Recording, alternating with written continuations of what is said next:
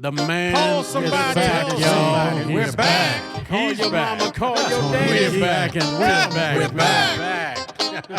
Tony McGee, y'all. We're back. Tony McGee. Come on. Tony McGee, Pro Football Plus. Tony McGee, Pro Football Plus. Tony McGee, Pro Football Plus. Tony McGee. Welcome to Tony McGee's Pro Football Plus. Yes, 38 years. We're back. The team has a new name. We got a new coordinator. Oh, no, that's the defensive line. And we got the same team, though. So when we come back, we got a new segment, and it's called What's Up With That? We'll be back in a moment.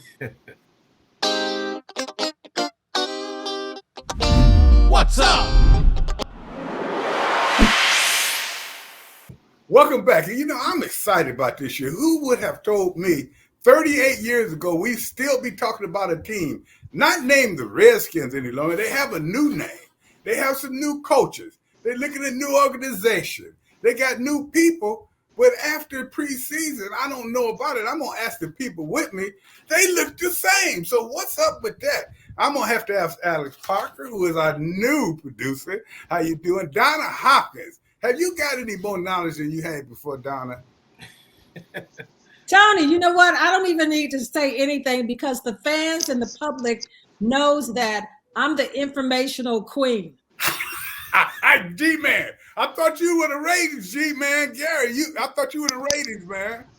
I am the ratings because she's the informational queen. That's why I have to be the ratings because we have no information coming in. And then we went out and when you go to, you hear USA Today, you hear about reporters all over the world. We go out and get JB. Jared, hell, welcome back, Jay. Hey, it's good to be here, man. You know, 38 years and 38 years and the team is still trying to find a quarterback again. Okay, how many times is that? Segment. Way to bring it in, JB. What's up with this? And I tell you what, you say that Wentz was so important to us. I want one of you to tell me what quarterbacks you saw that wasn't better than him in preseason. Well, Jared has been going around the league and everything, Tony. And when you look across the NFL during the preseason, it's question marks because you didn't see a lot of the starters play much anyway because of those 3 games. So I think that you use these first 2 or 3 games to even find out what you got across the NFL. We know the sure money quarterbacks and everything else, but across the league, it's a wait and see. Yeah. And let me just chime in on that too, because I've been thinking and getting ready to write something at some point about some of these second-year quarterbacks around the league. San Francisco's got Trey Lance, Justin Fields in Chicago. Philly, you guys will see Jalen Hurts. So you guys will see up close kind of what he's all about. But, he's got a good surrounding cast around him. So I think it's going to be interesting, even like Trevor Lawrence, who with Jacksonville, the generational talent from last year's draft. He'll open up against Washington. So some of these second-year quarterbacks, I'm really excited about to see what happens. And I say that to say maybe Washington could have made a move on a quarterback last year and could have had one of these guys to be getting ready for what they're trying to do this year. But Carson Wentz is a big question mark, because I don't know if you don't succeed with the Indianapolis Colts with the way that they were set up, and now Matt Ryan's going to get that shot where they had an offensive line, they've got a running back, they've got some decent receivers, but they got a great running game, and Carson Wentz could not get it done there. So now you're in Washington. I just don't know. Carson has been kind of gunshot to me ever since he got hurt in his first or second year. He was very good at the first, but right now I think the most important thing with him, he needs some people around him. And now, we know that we have McLaurin. He had a great year last year. But at the same time, they got other receivers in. They seem to think Samuels is going to be a big help to Wentz this year. Well, he'll be a help to Wentz too, but the rookie, the number one that they're picked from Penn State, Jahan Dotson, he's a beast. He's a beast. Him and T-Mac, they're carried a load. And I love Samuel as well. I think he'll do okay. Cameron Sims, though, let's not forget him. He always came through last year and made big plays for them when he had the opportunity. So, and it's preseason. I never put much regard in the preseason just because it's preseason. They're trying to see who's going to make the team at that point in time. They're not worrying about Wentz because he's going to make the team. He's not going to get to play that much anyhow. So you're not going to there's not enough time to see what he could actually do because he's only in the. Okay, I haven't paid nobody yet, but somebody's counting their money on there. I can hear it on the broadcast. So put your money away, whoever it is. Must be Rick Walker because he got the biggest money. Is that Rick Walker in here now? Hey man, I'm just trying not to be. I had to work. I'm blue collar, so I'm on swing shift. I just got off. I'm in the parking lot because I said Donna said, "Where are you?" Which means that meant that Gary Clark must have already been there because usually I'm going to find him. So hey, Rick, I had to make sure that you're going to be here because we know that Tony. We have to educate him a little bit about what's going on with this Washington Commanders team because he thinks they're a singing group. No, I understand, but I got off the air at 6, so I apologize. So I had to go and I'm in a parking lot. If this works, then I'm good. And I just, Mr. Clark, who I'm his valet. And so I had to make sure Mr. Clark was right. And once Mr. Clark is okay, if he allows me to do this, I'm more than happy to do it. But Doc, he had me scheduled to drive him today. That's why I was a little late. No, man. Hey, I mean, you should. Hey, Tony, Don, you all should have seen him at the Welcome Home Luncheon. Man, I felt bad for the people that were getting awards because everybody just wanted to get close to him. It was unbelievable watching people just go to him, want to meet him. They want to take pictures with him. They want him to sign balls. Dude, I ain't never seen nothing like it. Did he let him kiss the ring? I told him I was two Tony of them. McGee, baby. I told him I was Tony McGee, and they didn't believe it because Let's get to this. Donna, let me. Hey, Rick, while we was in, we got this new segment. What's up? We were talking about how the team has changed a lot of things. They've changed their name. They've changed their defensive line coach. They've changed some players. But at the end of the day, they look the same. So we started looking at it. Wentz, right now, we're not feeling him. I'm going to tell you, I saw some stuff with him. I look at the last game against Baltimore. They had 3 quarterbacks that was better than him at that point. He wasn't playing, but 3 quarterbacks that look better than him. Offensive line, is that a problem? And we'll talk about the running back later because we know what unfortunately has happened. But has the offensive line improved any, Donna? I mean, tell me what you see there. Well, I think, Tony, earlier during training camp, there were some little nicks along the offensive line, but everybody thought that the defensive line was going to be the strong suit of this team. But the offensive line has come on and has really played well as far as what we saw. So I think that they've got a lot of depth on the offensive line, and that's going to be key for Carson Wentz for this team to move forward as far as the running game and also the passing game. So I think you've got to feel good about what you see along the offensive line. And Rick has been out there also doing the whole training camp because we didn't see much in preseason in the regular games as far as to measure this team. But looking at this team, as far as the offensive line, and me, that's been a sore spot for a while. I think the offensive line is something that we should have, be positive moving forward if they can stay away from the injuries. Well, not just the offensive line. Now we're looking in the running back situation, and you have Robinson, who has been unfortunately hurt. And at the same time, looking at him coming back 5 games into the season. They're also they were looking to have a rotation, and he was going to be a big part. With the offensive line coming on and now the running backs uncertain, what do you do as an offense as the Washington Commanders would do now and wait and see what happens?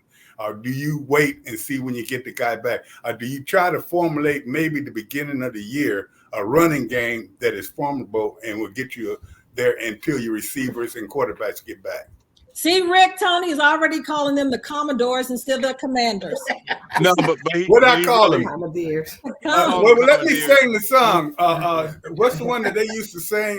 Doc can play it. Doc's in the car. Doc, put Spotify on. Get some Commodores going. Yeah. Well, you know what? We're going to have to start putting money in there until I get it right. I can't get it right now because I didn't play for that team, but I'll get it right sooner or later. But somebody tell me, what are we going to do with this running back situation? It's the Commanders. And they got a kid in there, Williams. He'll be fine. He'll be fine.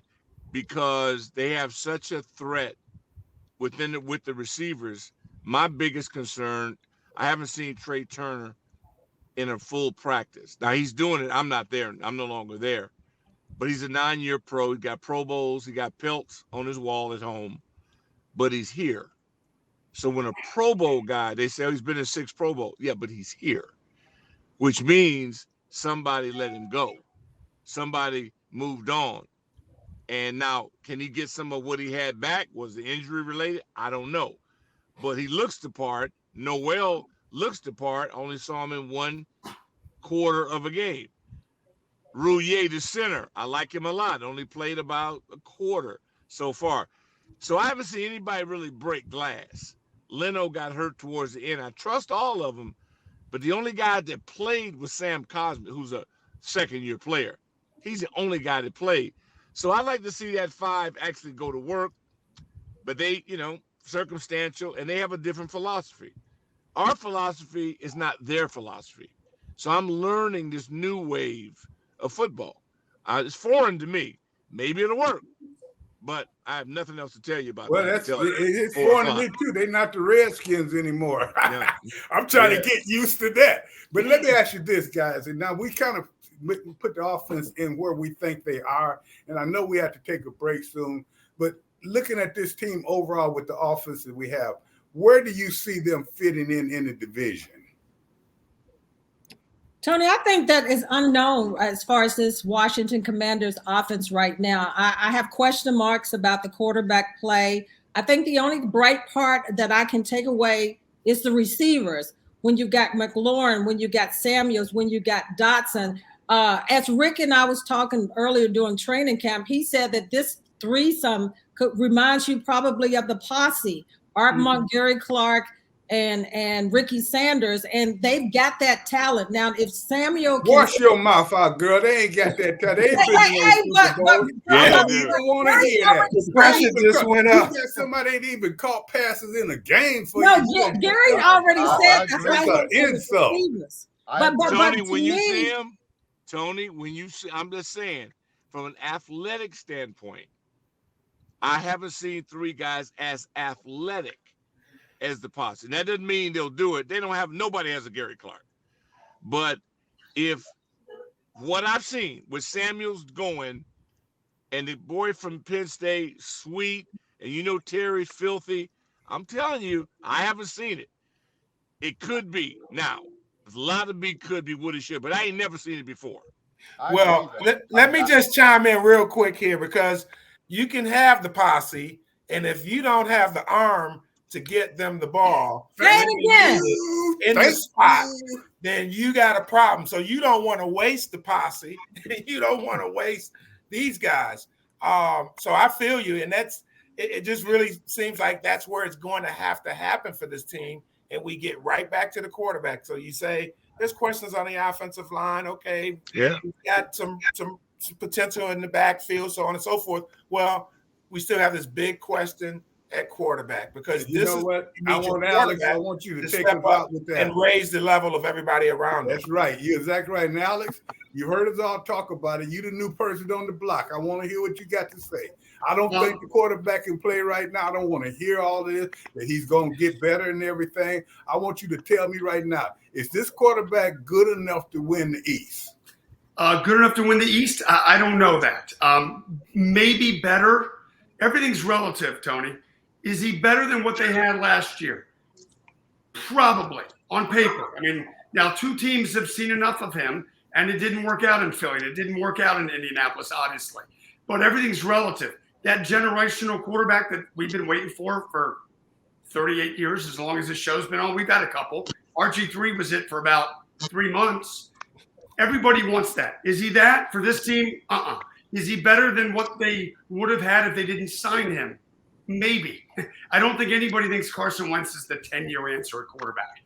Can he get them better than they were last year? Can he get the ball to playmakers? I don't put much stock, if any. Tony, you know this way better than me. So does Gary. So does Jarrett. So does Doc. And so does Donna. Oh, wait. Hold that last one. Hold that last in the preseason. I put 0 on how Carson Wentz looked in the second week, the third drive. I don't care. We'll see Sunday. You know what I mean? So I don't think we know. Do I think he's good enough to win the East? Probably not. Is he good enough to help them to 8, 9, 10 wins? Maybe. Is he better than what they would have had if they didn't have him? I think that answer is probably yes.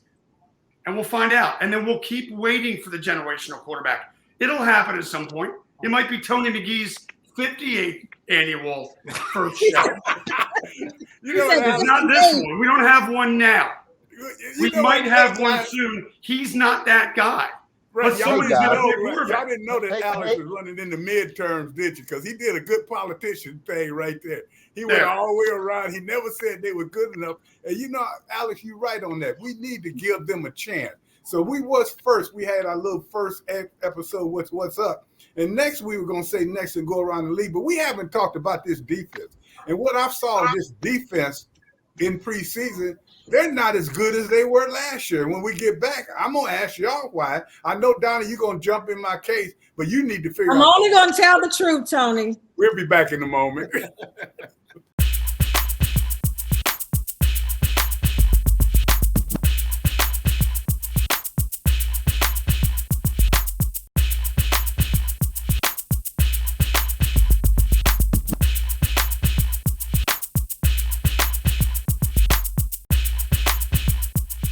So, Brian, are you having fun out here? I'm loving it.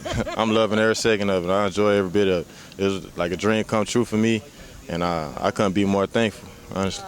The fans were to ask, who is Brian Robinson Jr.? Who would you say that person is? I mean, I'm a competitive dude. You know, I love everything about competition. You know, I'm always compete. You know, there's one thing about me. You know, I'm bright. You know, my personality is bright. You know, I smile, I laugh every day. You know, I'm a high energy person. You know, but I am serious though. I take what I do serious, and when it's time to lock in and get the job done, you ain't got to question if I'm locked in or not. I'm going to be on top of it. Hey, Tony, it's an unfortunate situation that happened to Brian Robinson Jr. He was projected to be the starting running back, a bright future, and he's still going to have a bright future, I believe. But the situation that happened with the shooting, and he's going to be out for about 4 weeks. Unfortunate for this Washington Commanders team, but I like his attitude when he showed up a few days after he had gotten shot with a big smile on his face, and the team welcomed him back. That says a lot about this young guy. And Coach Rivera said that they're not trying to rush him back because people don't realize it's not only the physical that you have to work with, but it's the mental part also that you have to work with. So I'm just glad that he walked away with his life. Exactly. First and foremost, we care little if he comes back this year and next year just so he could come back. We're glad he's not hurt bad. And then you just look at the situation, a person that's out there trying to get something to eat and something like that happens. So him playing football is not important at all right now.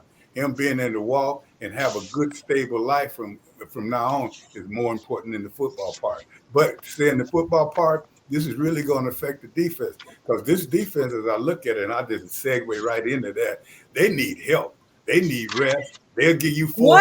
What did I hear? They'll give you 4 or 5 good plays, then they give you nothing. They'll make plays in the role, they'll do stuff, but then when it's time to make the big play, I don't see it. Any of you guys tell me what you see. They always also were saying that they think our linebackers took a step back this year. Someone tell me about that.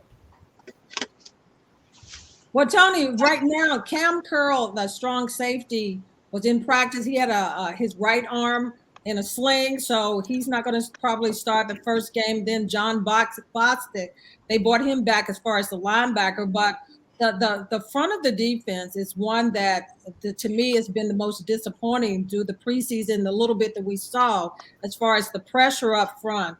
So I think that this defense is unknown right now, and they've got to be able to play better. The secondary looked like that they were going to be strong, but they're nicked up a little bit right now. The linebacker play, which I thought that's the area that they needed the most help. But right now, and I'm looking at the fact that the defensive front needs a lot of help right now.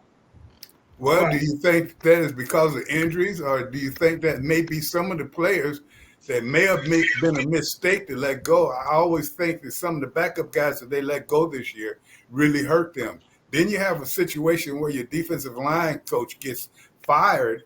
At the same time, these are defensive linemen fighting on the sideline last year. So what's happening with this team?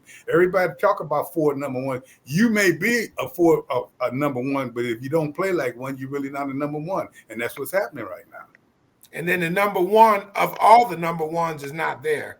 I think, you talk about taking your centerpiece player off of that unit, and it's really proven to everyone just how great of a player Chase Young is, how dominant he is, all that he stands for. So hopefully he'll get back into the flow sooner rather than later, but they've got to try to hold the fort until he gets back. But once he gets back, then all of a sudden your defense goes up, how many notches? Significant.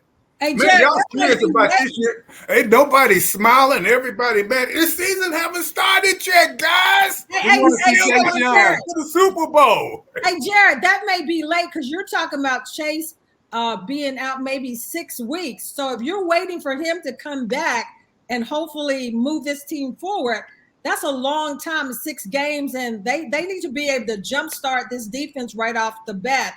James Smith-Williams, who is on that side playing, as Rick constantly tells me, hey, he's the starter right now, so you can't worry about Chase. You've got to worry about the guys there. John Allen has, to me, stepped up his game, even Deron Payne. But to me, still, why aren't they playing better? Is the 4-3 the defense they're supposed to be in right now? Or are they better with the 3-4 with the personnel they've got? That's my question. What was the You reason guys that do with realize. Ioannidis? You guys If realize anybody they know. play better. Well, he did it. There was locker room conflict Okay. with him. He and the coach that they fired had conflict. There's an issue with assignments. It's an assignment issue.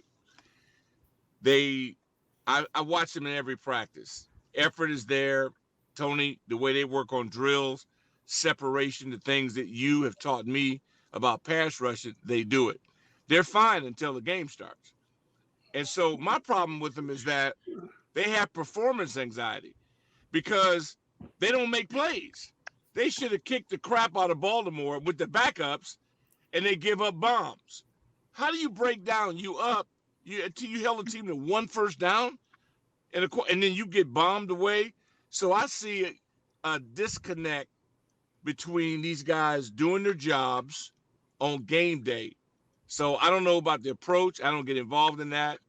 That's the ownership. But I just don't understand why we don't get better results. But they also run an odd front. The reason I'm not killing them, like we ran 1 back, but we practiced 2 back all preseason, and we were terrible. So maybe they're holding it.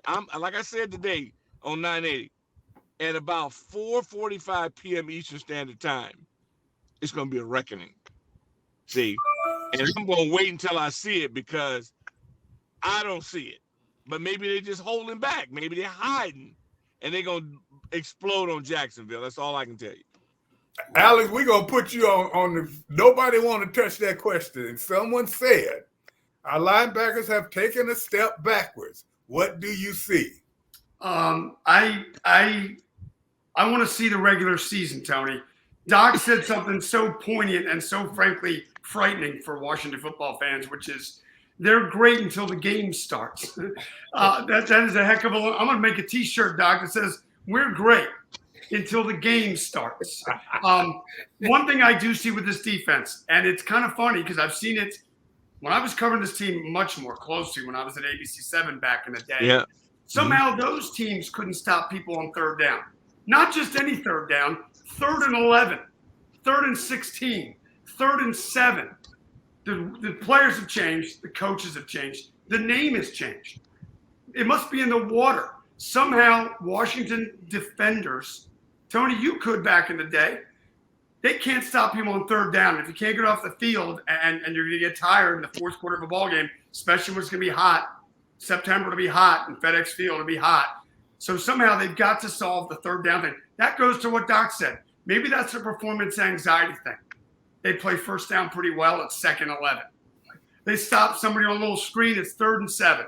Then they give up 19 yards. This happens a lot. So until they stop people on 3rd down, Tony, it doesn't matter who the quarterback is. Doesn't matter what the offensive line is like. If you can't stop people, you're not going to win ball games. Well, you know what? I'm going to make you remind something, and that's why I probably made a mistake in the beginning when I called them the Commodores. If you remember, the Commodores had a song out called Easy Like Sunday Morning.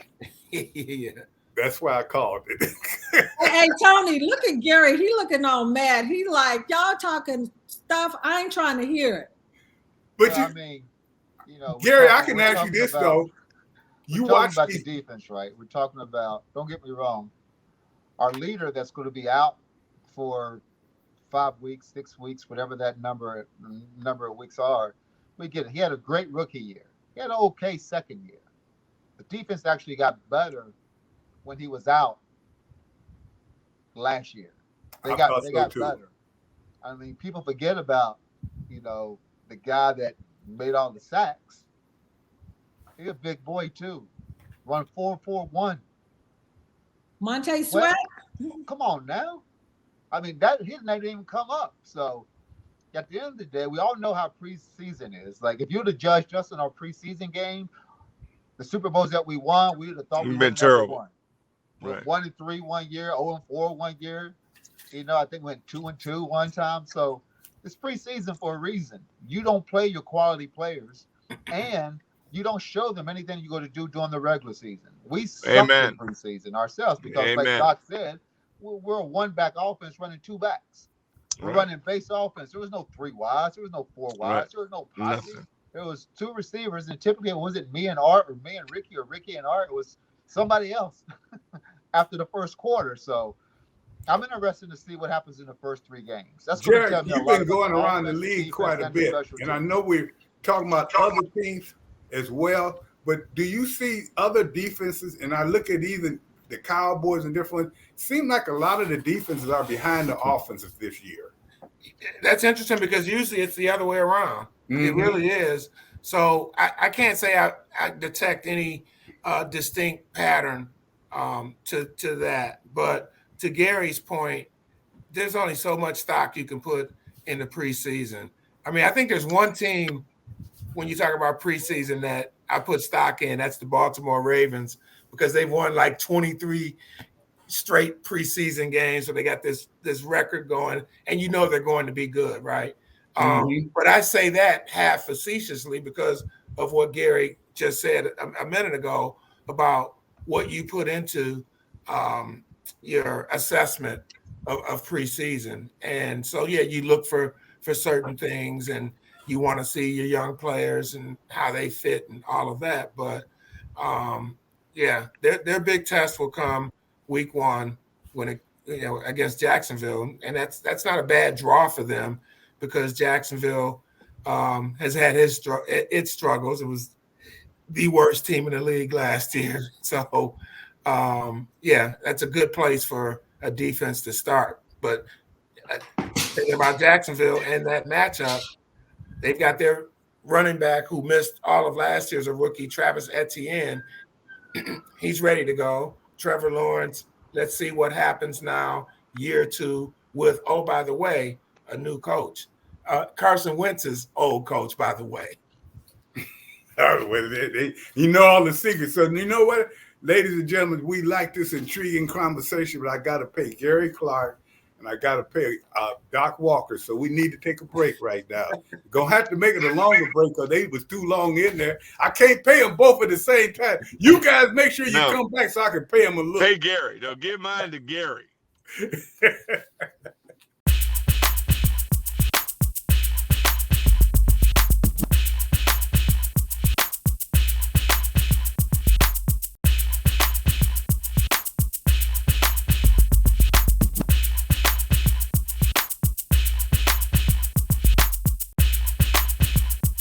They used to call him the Beast of the East. Now they call him the Judge with the Sludge. The Dallas Cowboys seem to be the team everybody thinks is going to be good. But to me right now, when they lost Smith again, that big offensive lineman at 32 years of age, those those injuries will start adding up. And without him, it makes a whole difference. But if you look at that whole NFC East, guys, right now, you hit me in my mouth. Dallas is the best right now. Tony, I say negative because to me, Dallas does not have the receivers that they had in previous years. They've had some injuries. I think the Philadelphia Eagles is the team to look at as being the top of the NFC East. Their quarterback play is the only thing to me that you have to look at, but I think that they upgraded that team as far as the offense and also the defense. So I think it's the Eagles. I think the Giants took a step backwards, and the Washington Commanders, I think that you still have to see what you got with Carson Wentz, but I think the Eagles right now is making the most noise in that NFC East division. Anybody else Agreed. agree with that? Agreed. I agree. Yeah, you know what? And I agree too, to tell you the truth. Yeah, I love this receiver that they got, AJ Brown, for the quarterback for Jalen Hurts. So we'll see, how he steps up and talking about the quarterback in year 2. I don't think there's much question that Dak Prescott is the best quarterback in the division right now. And so that gives Dallas an edge. But the one thing we know about the Cowboys, right? When's the last time they won a Super Bowl? And I know this is a Washington show, so, that only counts for so much. But the Cowboys are like the biggest tease in the NFL, and they have been for a long time. Just when you think the table is set for them, like last year, for example, their defense got a lot better with Dan Quinn coming in, pushing the buttons as the coordinator. And so they made a great upgrade there with Micah Parsons as well, obviously, the playmaker. But, yeah, I am not feeling the Cowboys either. And part of it, I think when you look on paper, you say, okay, they should be able to do it because they've got this piece and that piece. And I agree with you, Donna, the receivers not as deep as they once were without Amari Cooper. But Philadelphia is scary. And what they did last year with that rookie quarterback in terms of giving him a running game, the top running game in the NFL, I mean, that's how you break in a young quarterback. And one last Eagles note, I am just so excited to see what this big kid in the middle of the defensive line, Jordan Love, turns out to be. He was a beast at Georgia, obviously. And if he can, prove that he can, deal with it, from a conditioning standpoint and be that guy, I mean, they have a special player for their defensive front. So what you're saying right now, you feel like that the Eagles are the favorites right now. Yeah, I agree with Donna and Doc. I really do. That's two times Tony, did you hear that? Tony, did At you least hear agree that? with somebody that knows something about the game. This ain't basketball. That's what he's doing. That's what he's showing you. I guarantee you Novena agrees with us as well. Yeah. Well, all you guys were wrong. Washington is the best team in the East. Yes, they got the best talent. They may be. They got the best talent, hands down. They just do.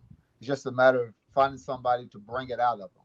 So if the leadership comes through on Washington's team, you'll see that they'll rule the East, because the East is just okay division right now anyhow, honestly. So Washington has the best offense. They have the best defense in the East. All it comes to, they just have to come and play together. That leadership has to come up. And T-Mac, I'm a big fan of Terry McLaurin, just a huge fan of Terry, and I'm liking the leadership that he's going to bring to the entire offense. And you can say what you want to say about the quarterback, but if he has a half of the year that he had when he first came to Philly, he's still better than all the quarterbacks in the NFC East. I love Dak. No. That's a bad boy. Is he really? A bad boy. No, Gary. Wentz You was okay to the Wentz at end. his best. Wentz at his best, though. Come on now. I mean, You know what, his though? best. Yeah, that's a big if. And the bottom line is the quarterback only has to be okay. You just have to be okay. Well, everybody forgets about the posse. You can throw us a 5-yard pass and we take 35, 40 yards, take it to the house. So it's not about that. It's about the players that you surround the quarterback with. How good your talent is around the quarterback. That makes the quarterback great. Perfect example. We could have had Brady here last year in the way that the team played. We would have had the same record. He might have won 1 or 2 more games because he's a great leader and everything. But the quarterback is only good as a talent that surrounds them. But Gary, I'm gonna throw this out and you guys continue with it. But Gary and Doc, you know, one thing we're talking about two lines that's really the foundation of this team. And we're talking about both of them are not playing as well as they should. So you know what that tells me? They're not practicing them hard with each other as they should. Doc, you know, you've hit me enough times and I've hit you enough times. When we go to practice and we go after each other, just like, hey, Gary, you went out there and tried to run green off the field or whatever. That's what this team needs. They need to get serious during the week, and they'll be more serious at the weekend. And I look new at, era, man. New game. It's a new era. Exactly. And I look at Philadelphia. I like what you there. guys say about them, but I do also remember last year, in the course of the year, their defense kind of got tired, kind of gave up a lot of stuff. Then they got it back at the end. So I'm looking at that defense can be attacked, even though they got the big guy in the middle right now. The running game is the big thing. That's the one thing. If you look at the NFC East, we've only talked about one team that's got a great running game, and we're talking about that team could be the favorite. what It comes down to leadership, guys. It always comes down to leadership. I don't care what generation that you're playing in. You had good leadership on your team that players respond to. Players don't respond to coaches. It's never respond to coaches. We respond to the players and the leaders on our team. When I came to Washington, the first guys I looked up to, Doc Walker's one of the guys I looked up to. I respond to leadership. And as players, we know who's false and who's You real. looked up to him. He was behind the bench. He wasn't hiding nowhere. He didn't get on the field. You knew where he was. You knew. Did you know what the water bucket? Don't let him distract you, Gary. No, leadership comes in all types of ways, Tony. We all know that. So the leadership that gets me fired up to come to work every day, the type of leadership that makes me stay after practice and work my butt off every day, that's what wins championships, is leadership. The leadership that gets their players to perform for them. Don't get me wrong. The coach's job is to give me a great game plan. After you give me a great game plan, my job is to tweak it, because all they all can do is give me the game plan. They don't play at my level. They don't play at my expertise. All they can do is give me a game plan and let me tweak it to make it right. And the leadership allows you to do that. If my leadership doesn't give me the right to make a change that I know is going to help my team win, then that's bad leadership. And But you got to be willing to hey, take the chances. You got to be willing to take those chances that if you know something is right, I don't care what the coach calls. If I know that's not going to work, I'm not going to do it. And I'm going to tell my quarterback I'm not going to do it. I'm going to tell my quarterback exactly what I'm going to do. And we're going to make it work. And everybody's going to look good. And we're going to smile about it in film session. They're going to run that film, or I should say video now, and let's let it go. They're not going to say anything but good play. That's all they're going to do. But you Gary, have to be the leader willing to do those things. But Gary, ding, ding, ding with what you said. You said something about that the coaches have to put together a great game plan. I'm not erasing this Washington commandments from the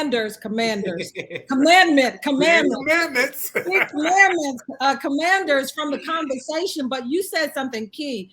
Scott Turner is on the hot seat also this year, because putting together that offensive coordinator, great game plan, and you got Carson Wentz, you got all the tools that you're talking about, the leadership and all of those pieces.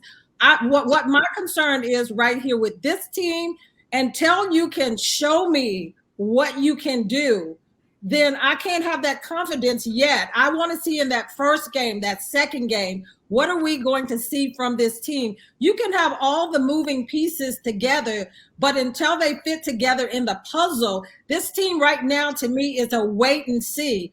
Like I said, the wide receivers to me is the top tools on that offensive side of the ball, but I'm not confident in this team yet, because even though it's been preseason, even though it's been training camp, and I've been out there watching them, and I know they haven't put together all the game plan to let us see, but I still go by what I see in practice, and some of the things to me has not materialized to give me the confidence in this team. I'm just saying that Philadelphia went out and put the pieces together to make that team better.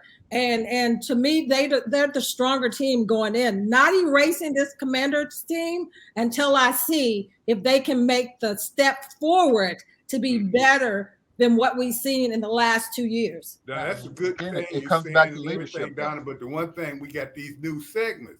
And like our first one was right now, and what we're looking at, but this one is what's happening right now. You talking about we need to wait? We've been waiting for 10 or 15 years. When is the last time Dallas or Washington won a Super Bowl? And when we come back, we'll talk about the teams around the league that right now they are ready to win the Super Bowl. We'll be back in a moment.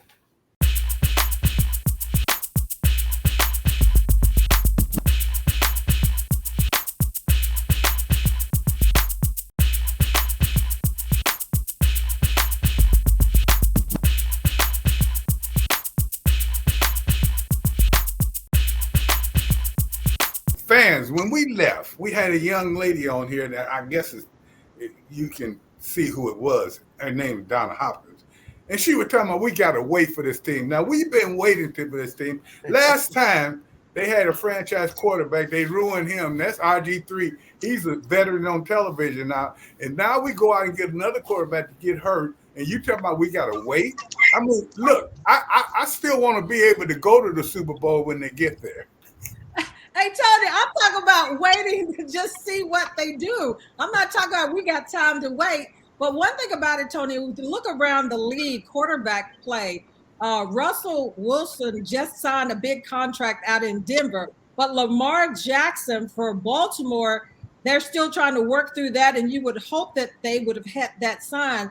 So Rick or Gary or Alex or Jared, you've been around the NFL.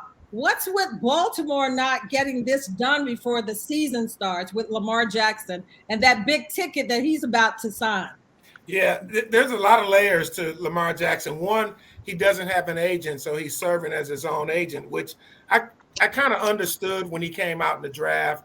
And he actually told me this. He said, hey, the rookie contracts are all slotted, so your agent's not going to be able to get you a significantly bigger deal just based on whatever, because everything is slotted with the rookie pool. He had attorneys look it over, so on and so forth. But in this situation where you're talking about that second contract, that's when you really need your agent to be in there negotiating, getting things done while you're concentrating on the game. And Lamar has said that, hey, he doesn't want this thing to go past week one. So if it's not done this week, then conceivably we'll talk about next year, if you believe that part of it, because the Ravens, he's not going to go anywhere anytime soon, because he's got the franchise. The Ravens have the franchise tag they can use on him next year and the year after that. So hopefully this thing gets done just so that it's a box that's checked, and he gets paid. By the way,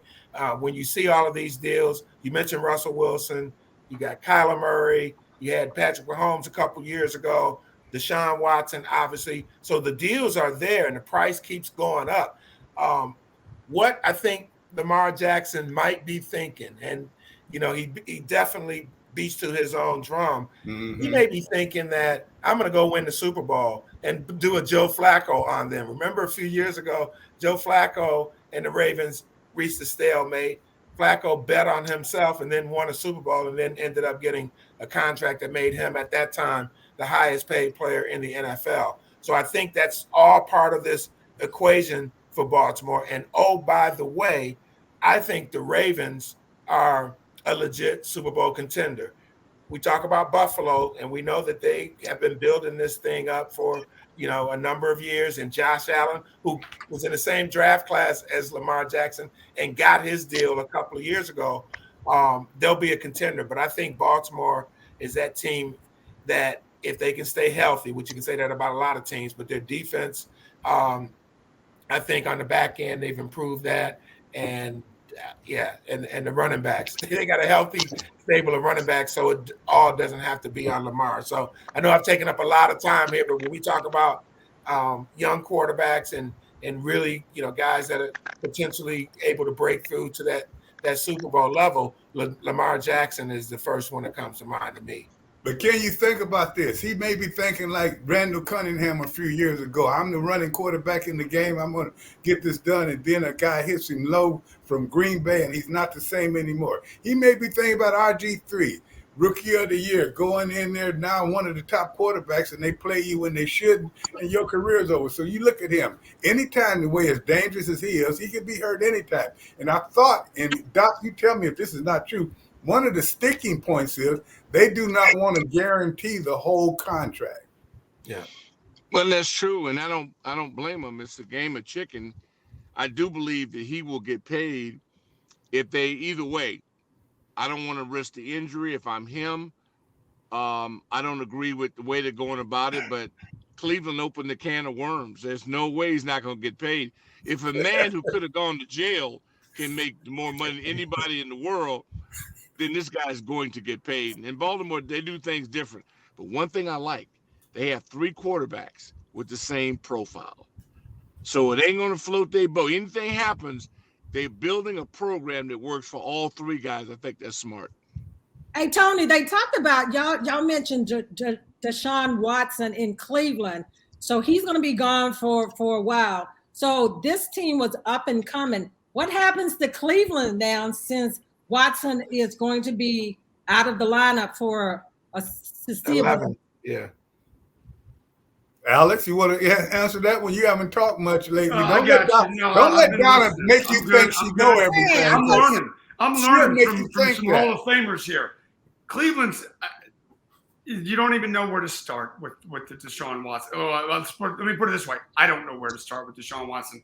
It's, to me, insane that he's getting paid all that money. It's guaranteed. Yes, I know he'll be out for a while. Jared, I know you wrote a column about this a month or 2 ago about how the length of the suspension wasn't maybe the most important thing in your eyes, and it was more about sort of rehabilitation and sort of hoping to move forward and get better from this, I think, for him. Amen. Maybe society. The Cleveland Browns, they kind of do, they're the Browns. Somehow it's never quite right. Baker Mayfield wasn't incredible. The commercials are okay. He was serviceable, probably a little better. There's probably 15 teams that would love to have Baker Mayfield. He wasn't good enough for them. They bring this guy in with all that baggage. He's going to miss 11 games. And everywhere they go, they're going to hear about this. And everywhere he goes when he starts playing from opposing fans, he's going to hear about it.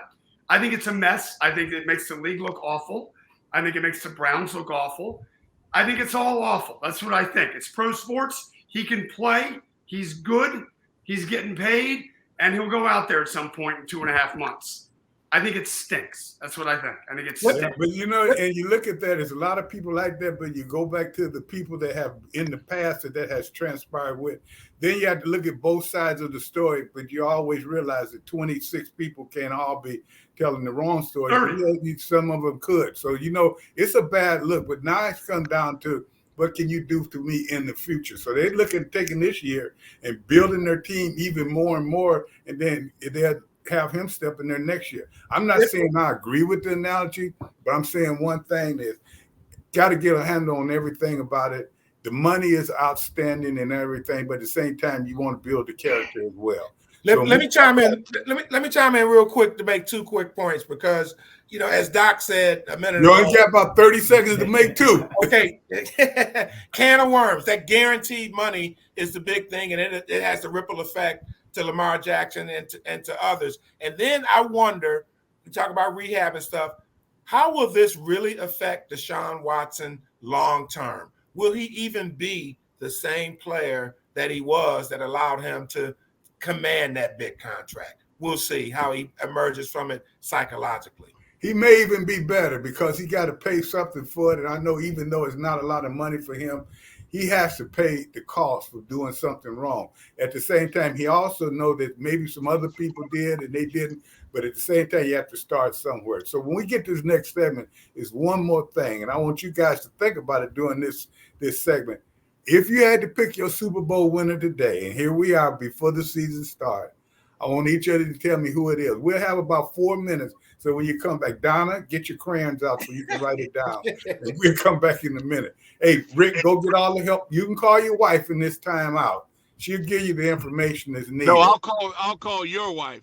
No, you don't call her. I got to get my information. Get it from your wife. Yeah, my wife is not into pro football. No, right. Is. She's been carrying you for 2 decades. Well, wait a minute. You ain't been carried. That's why we didn't go to the other Super Bowl. I don't want to talk about that. We'll be back in a moment. I try to come in and try to act as professional as possible, and try to be as much of a veteran as possible, even though it's one of my first times out here.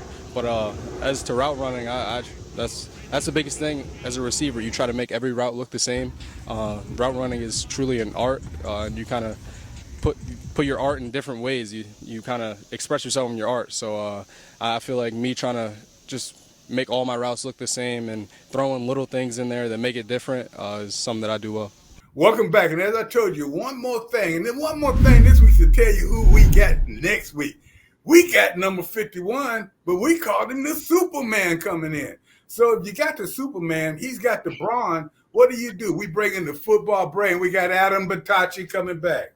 So next week, you guys come back and give us an opinion on how you like these guys. But tell me, Alex, beginning with you, who will win the Super Bowl this season? I'm going with the Cincinnati Bengals. They got there last year. They didn't win it. We see it in sports a lot.